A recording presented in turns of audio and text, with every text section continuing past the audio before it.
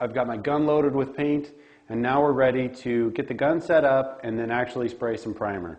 So the first thing you're going to need to do when you actually get your gun set up is you're going to need to plug the compressed air into it, pull the trigger down so that the air flows but the paint doesn't, and then adjust your air pressure regulator to the manufacturer specification. For this gun, this inlet pressure needs to be 23 to 24 psi.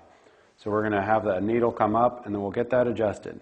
The next adjustment that you're going to need to do is the actual paint flow, and that's this knob right here.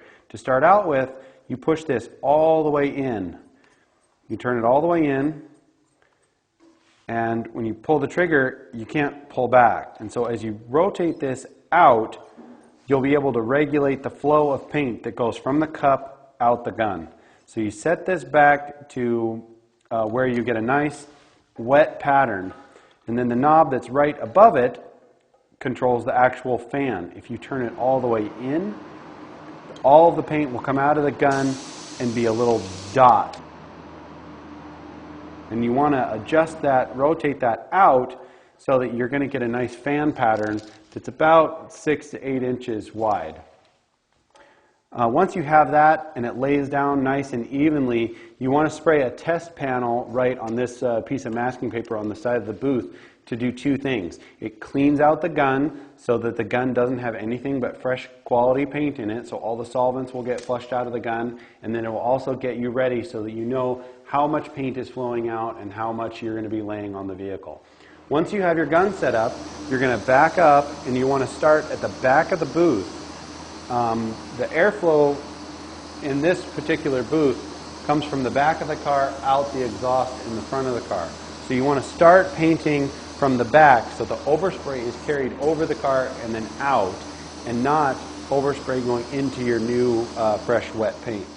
So you're going to start by running your spray gun across the back, and then what you want to do is you want to start on one side and do one section at a time, starting from the bottom and carrying up. So you're going to start and you're going to be spraying your paint from here, going all the way up with about a 50% overlap. So what that means is if I put the gun like this and I spray and I try and keep it about 6 inches away from the panel, my next pass I want to have 50% overlap. And when I actually spray this, you'll see a nice wet patch of paint going right through here, and then another nice wet patch of paint going right through there, and you want to work across the panel. Once you get to the middle of the panel, you want to go to the other side of the vehicle and pick up that wet paint and then carry that wet paint across the panel to the other side. So I'll come around here in the booth and then immediately pick up that wet edge and then continue to carry the paint across the top of the trunk over onto this and down. Once you do that, you're going to want to leapfrog back to the other side of the car.